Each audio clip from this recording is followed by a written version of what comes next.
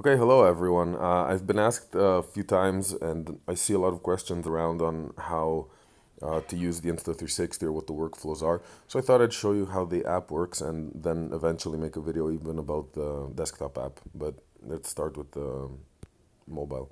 So as soon as you launch it, you get this like social network environment where you can like, share, comment on people's contributions.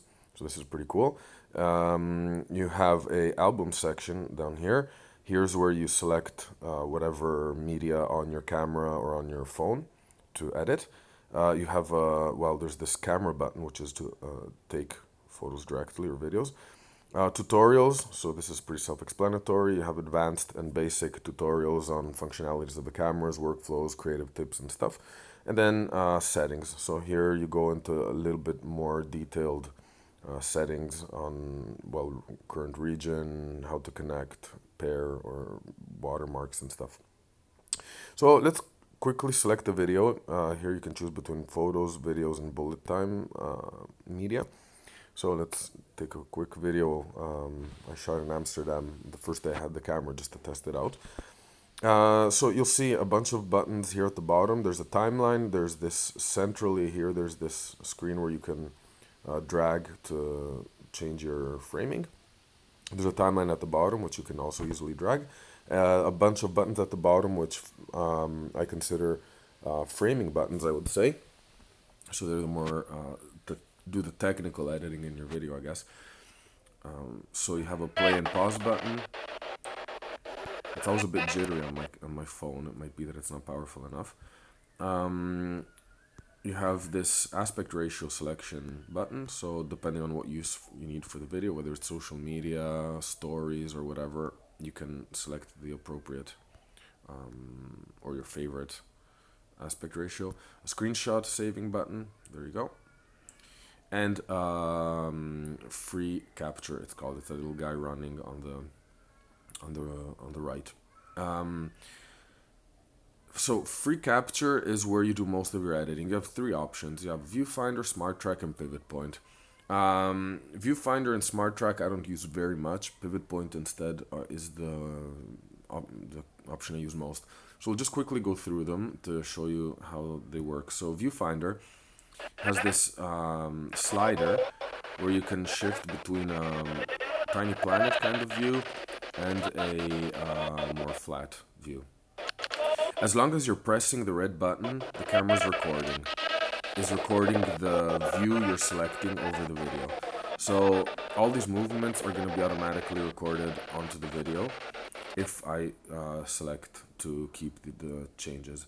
You can see the area where I've applied these viewfinder changes are become highlighted in red in the timeline, and you have these little dots to show where the actions have actually been recorded.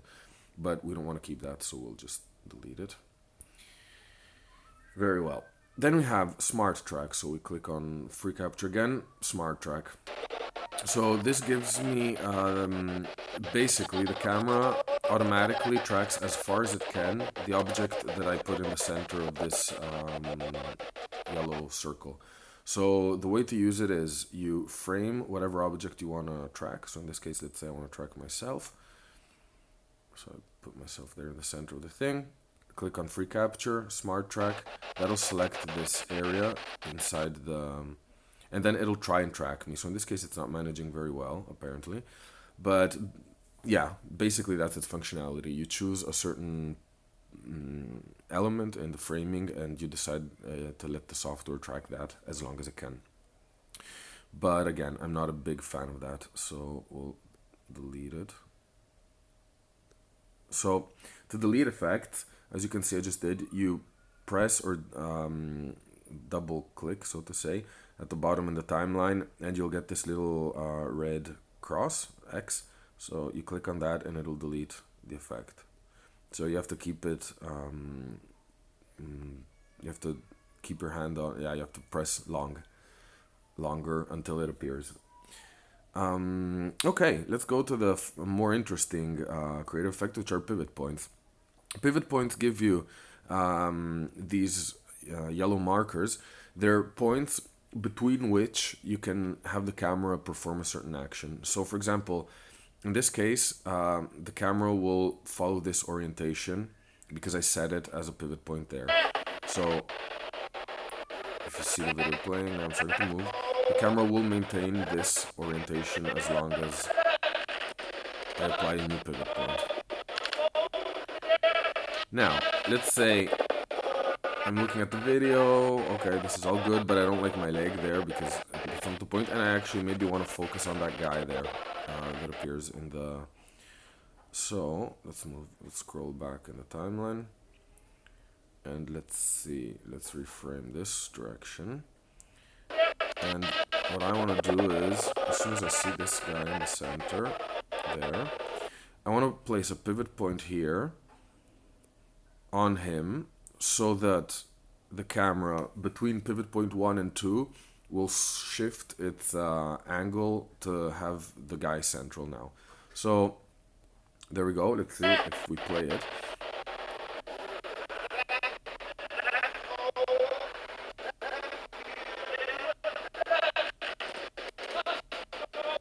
And you can see the timeline, the next pivot point is coming up, and the camera shifts just enough to center and frame what I wanted in the camera. So now let's say moving forward, I'm looking at the framing here, well, at what I shot. So moving forward, let's say I can see we're moving amongst these bikes and stuff, and I'd like to maybe get a nice view of this castle by the end. So like by keeping my arm out of the way if possible. I'm there on the left. Okay, so at this point, I would like, at second 10, I'd like the framing to turn towards the castle and show the castle. So I add another pivot point here. Now, we'll review it later, otherwise it'll take too long. But moving forward, I'm moving down towards the street here. So let's say I want to first kind of have the camera zoom down on these bikes a bit. Excuse me. So I'll add a pivot point here. And then as we move towards the end of the video, I'm going down to the street, but I don't want to frame only the street. So I actually want it to kind of lift up and show a little bit of this Amsterdam architecture in the last couple of seconds. So I'll add a last pivot point here. So now if you look at the timeline, you can see all the pivot points I have. So the first one, switching to the guy, switching to the castle, and let's try playing the video and see how that works out.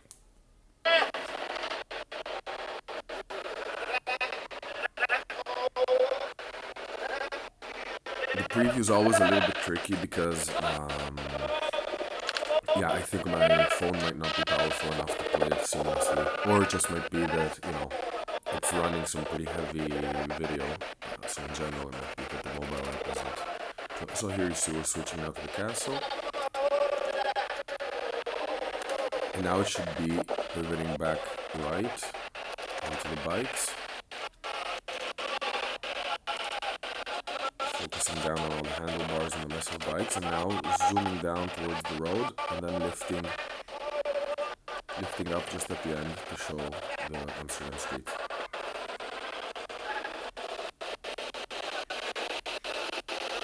Yeah, so there we go. I'm pretty happy with this. This is okay for me. Obviously, I consider the app good for quick edits, stuff you share on social, or I wouldn't do it for maybe a video I really want to get into how I'm editing. But now let's get to the creative options.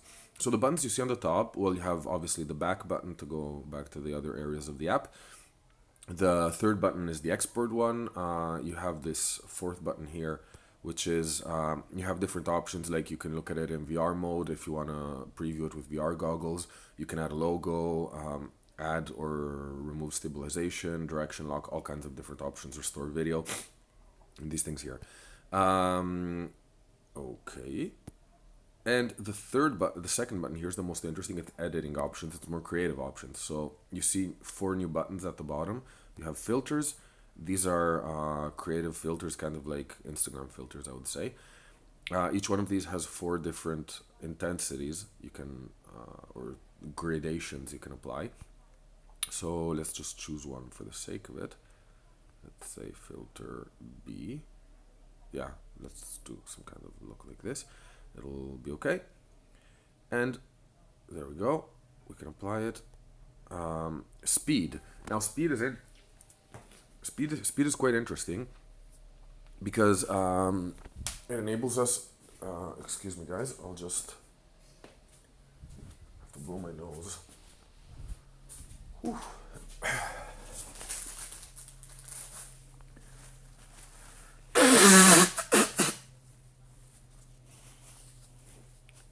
Okay, speed is interesting because it enables us to apply slow motion or speeding up to what's called like hyperlapse or even higher rates of play.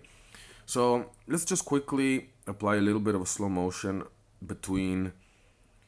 I think it would be nice as we pan towards the castle. So I think that moment is here. It's between the.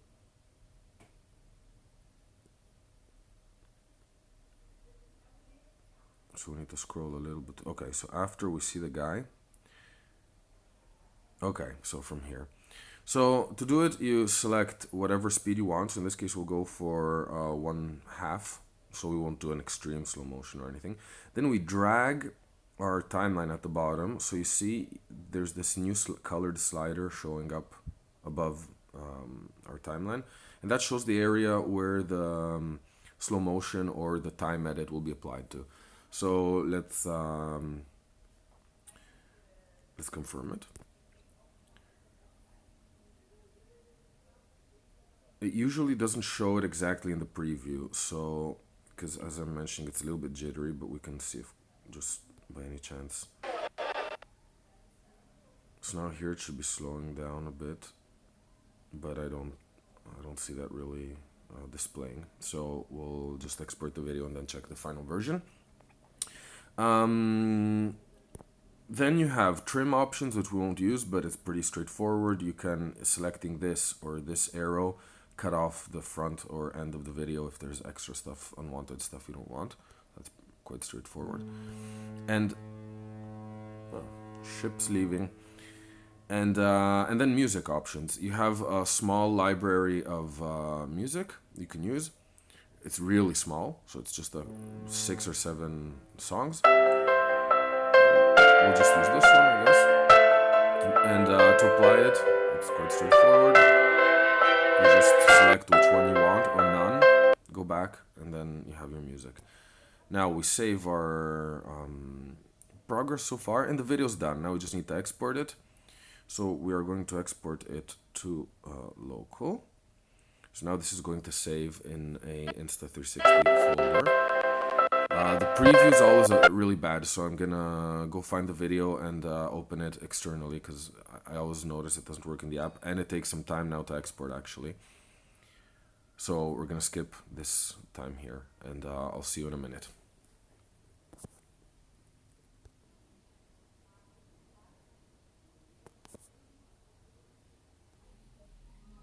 Okay, so videos exported. I moved it to a folder where I have less videos, so it was easier to find.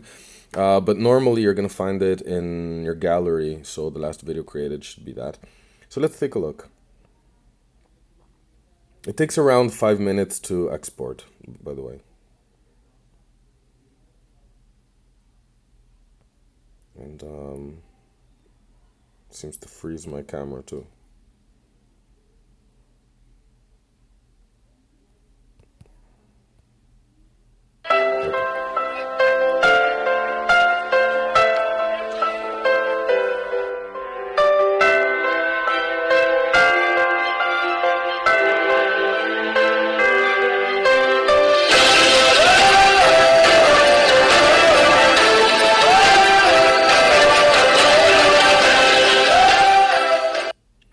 So there you go. That's the video. Not sure how long it took, but I would say not very long at all. And yeah, this is how you can edit a video really quickly with the Insta360 app. So thanks for watching, everyone. See you next time with some more tips, and maybe we'll start looking into the desktop app and the workflow I use with that. So have a good day.